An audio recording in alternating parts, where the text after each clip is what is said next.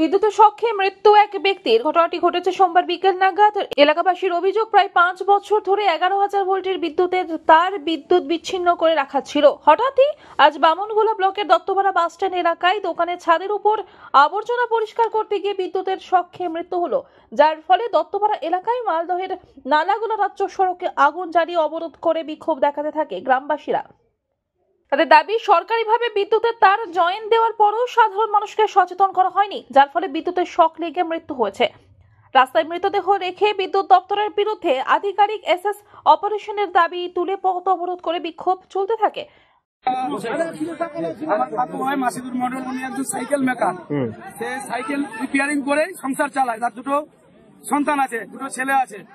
এবার আমরা সবাই জানি যে অকেজো লাইন, ওটাতে কোনো পাবলিকের বাড়িতে সার্ভিস নেই। আমরা জানি যে ওটাতে কোনো কালেকশন নেই, সেটা লাইন কাটা ছিল আমরা জানি। সেই মতে এখানে একটা গাছ আছে, গাছে সে শিকড়গুলো ডালগুলো এসছে, সেগুলো পরিষ্কার করতে যায়। সেখানে কারেন্টের তারে শর্ট খেয়ে আমার কাকু হবে, সে মারা যায়। তো আমাদের দাবি যে এসএস অকেজো লাইনটা চালু রাখবে কেন? আমরা এসএস এর সাসপেন্ড চাই, এটা আমাদের দাবি। এবং আমরা এসএস কে গ্রেপ্তার চাই।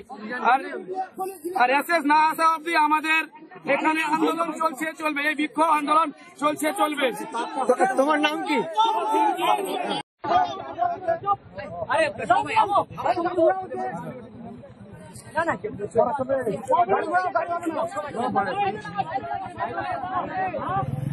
ঘটনাস্থলে বামনগোলা থানার পুলিশ বাহিনী এসেও অবরোধকারীদের রাজ্য সড়ক থেকে সরানো যায়নি। এলাকা সূত্রে জানা গিয়েছে, মৃত ব্যক্তির নাম মাসুদুল মণ্ডল, বয়স 42, পেশায় সাইকেল মেকানিক। দত্তপাড়া বাসস্ট্যান্ড এলাকায় একটি সাইকেলের দোকান ছিল তার। সেই দোকানের ছাদ পরিষ্কার করতে গিয়ে শক লেগে মৃত্যু হয়। প্রায় 5 বছর ধরে বিদ্যুৎ বিচ্ছিন্ন করা ছিল সেই 11,000 তারে তারপর নতুন করে জয়েন দেওয়া হয়েছে, কিন্তু বিদ্যুৎ দপ্তর তরফ থেকে সাধারণ মানুষকে কোনোভাবেই সচেতন করা হয়নি বলে অভিযোগ।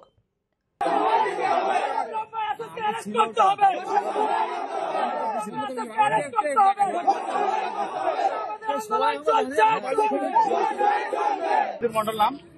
তো আজকে এই যে অফিসের একটা লাইনের তার গেছে এখানে, বিগত মোটামুটি 5 বছর থেকে এখানে ওই তারে কোনো সংযোগ ছিল না, কোনো বিদ্যুৎ খুঁটির সঙ্গে বা কোনো কিছুর সঙ্গে, বা কোনো ট্রান্সফর্মার বা কোনো বাড়ি বা কারো কিছুর সঙ্গে ছিল না। তার দোকান আছে এখানে, দোকানের উপরে পাতা পড়ছে, অনেক কিছু পড়ছে, ডালগুলো সরানোর জন্য গিয়েছিল। তো ওই তারে জানে না যে লাইন আছে, সেই লাইন দিয়ে অকেজো লাইনটা দিয়ে আজকে ওই কাকুর মৃত্যু হলো। তার দুটো বাচ্চা আছে, দুটো ছেলে আছে, তাদেরকে ক্ষতিপূরণ দিতে হবে। আর বিডিও আসবে এখানে, তারপর তোমার এসএস কে তার ক্ষতিপূরণ দিতে হবে। এসএস এর জন্য এই ঘটনাটা হয়েছে আজকে। অকেজো লাইনের তারটা এখনো যেন ঘটানো হয় এই মুহূর্তে। মালদহ থেকে দেবুসিনা ও দেবাশিস পালের রিপোর্ট, আনন্দ বার্তা।